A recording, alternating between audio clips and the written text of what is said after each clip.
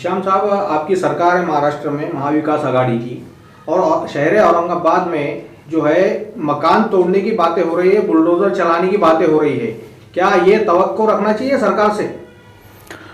कल रात में मुझे पता चला कि ऐसे कुछ स्टेटमेंट्स आए हैं प्रशासन की तरफ से। सबसे पहले तो मैं ये बताना चाहूँगा कि ऐसे स्टेटमेंट्स आना ये बहुत दुख की बात है और बहुत निंदनीय है। जिस किसी ने भी इस किस्म का वक्तव्य किया है, मुझे लगता है वो भारत के जो हमारी डेमोक्रेसी है उसका मजाक उड़ा रहा है, क्योंकि यहाँ भारत सरकार है, ये गांधी जी के और मौलाना आज़ाद, बाबा साहेब अम्बेडकर, नेहरू जी के तथ्यों पर बनाई हुई इस देश की मूल जो नींव रखी गई उसके ऊपर चलने वाली सरकार है। महाराष्ट्र की अगर बात करें तो महाविकास आघाड़ी की सरकार है। ये जनता की सरकार है जिसको जनता के काम करने के लिए अस्तित्व में लाया गया।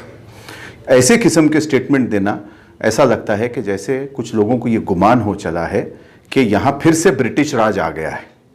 जनरल डायर के जैसी बात करना, ये मुझे नहीं लगता कि किसी भी प्रशासनिक अधिकारी को शोभा देता है।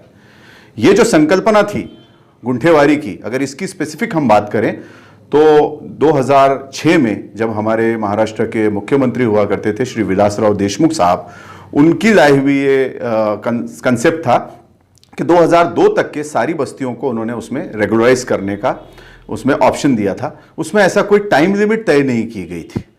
उसके बाद जब मेरे अध्यक्ष बनने के बाद भी हमने कांग्रेस पार्टी की तरफ से ये आवाज़ उठाई कि इस सरकार में भी गुंठेवारी लागू होनी चाहिए और जो भी घर इलीगल बने हो या बन गए हैं किसी बिना परमिशन के, तो उनको भी रेगुलराइज करने की ज़रूरत है। उसके बाद जब हमारे यहाँ के पालक मंत्री आए देसाई साहब, उनसे मेरी मुलाकात हुई। मैंने काफ़ी डिटेल उनको इसके बारे में सब बताया भी और हमारी चर्चा भी हुई। और उसके बाद सीएम साहब, उसके कुछ महीने भर बाद मुझे लगता है सीएम साहब का दौरा हुआ और उन्होंने ये घोषणा की कि हम गुंठेवारी लागू कर रहे हैं। तो मुझे लगता है कि ये कांग्रेस कंसेप्ट जो था इस सरकार में भी, इसका एक काफ़ी इम्पोर्टेंट रोल कांग्रेस पार्टी का रहा है। उस समय के सारे वित्त पत्र में ये बात आ चुकी है। लेकिन हमारी ये कभी भी मंशा नहीं रही कि इसमें जनता को असुविधा हो या जनता को इसमें किसी किस्म से प्रेशराइज किया जाए। ये तो एक जनता के भले के लिए किया गया हुआ काम था कि ये घर रेगुलराइज हो जाएं और उनसे जो रेवेन्यू जनरेट हो तो उन्हीं लोगों को प्रशासन की तरफ से सुविधाएं मिलनी चाहिए।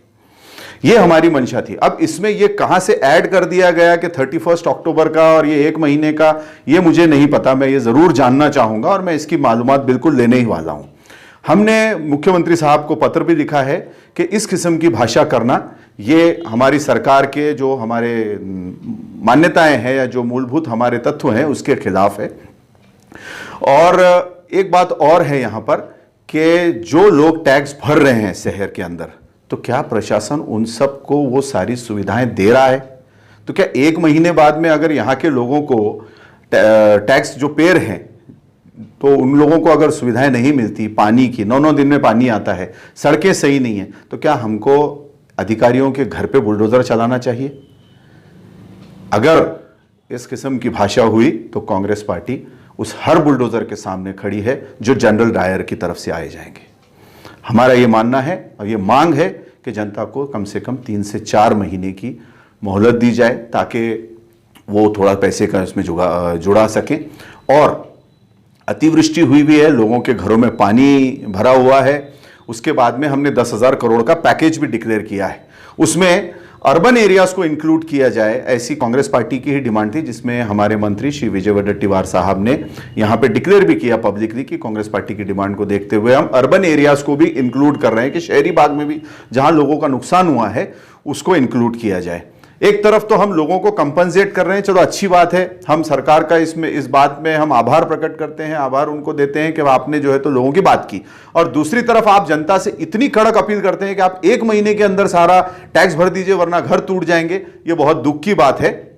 हमारी मांग है कि एक तो रेट्स जो रखे गए हैं रेडी रेकनर के हिसाब से वो कुछ एरियाज में बहुत ज्यादा हैं, उसको फिर से पुनः विचार करते हुए वो रेट्स को रिवाइज करने की जरूरत है। जनता को कम से कम 3 से 4 महीने का समय दिया जाना चाहिए। और कोरोना के चलते पहले ही लोग बहुत परेशान हैं, आर्थिक रूप से कईयों के नौकरी रोजगार ये सारे कुछ चले गए हैं, तो इसमें इंस्टॉलमेंट्स भी दिए जाने चाहिए। और महानगर पालिका इस काम के साथ साथ मैं गुजारिश करूंगा कि जो ऑलरेडी टैक्स पेयर हैं उनके ऊपर भी उनको सुविधाएं देने पे ध्यान दे, ना कि सिर्फ पैसे जमा करने का काम करे। जो लोगों को नल में आज 9-9 दिन 8-8 दिन पानी नहीं आता, उनको पानी किस तरीके से दिया जा सकता है डेली। रास्तों की हालत खराब है, हमने भ्रष्टाचार के भी आरोप लगाए हैं, हमने ये आवाज उठाई है कि जो सड़कें अगर बनाई गई, जैसे मकई गेट से टाउन हॉल का सड़क, आपने देखा कि हम लोगों ने आंदोलन किया, 4 दिन के बाद उसकी सड़क बनाई गई, लेकिन 4 दिन में वो सड़क बह के जाती है। तो क्वालिटी की बात आती है कि इतना सरकार का पैसा जो खर्च हुआ, तो इसमें कौन कॉन्ट्रैक्टर्स थे, किस अधिकारी ने उसको पास किया, और ये रास्ता 4 दिन में बह जाता है और लोगों को फिर से वही तकलीफ पेश आती है। वैसी बाकी शहर के सड़कों की भी बात है। तो हम इस बात का खंडन करते हैं जो वक्तव्य आया है, और ये डिमांड करते हैं कि इसमें 3-4 महीने का समय मिले, इंस्टॉलमेंट्स हो और रेट भी रिवाइज होने चाहिए। कमिश्नर का जो बयान आया था 31 तारीख तक गुंठेवारी अगर नहीं भरे तो 1 नवंबर से जो है बुलडोजर चलाया जाएगा। इसमें हाँ में हाँ मिलाते हुए एक लोक प्रतिनिधि ने भी यही बयान दिया है। तो क्या है आपकी प्रतिक्रिया उस पर? लोक प्रतिनिधि, मुझे लगता है जनप्रतिनिधि जो है ये जनता से चुन के आते हैं, ये कोई प्रशासन के चुने हुए नहीं हैं। तो हमको जनता की और लोगों की बात करनी चाहिए।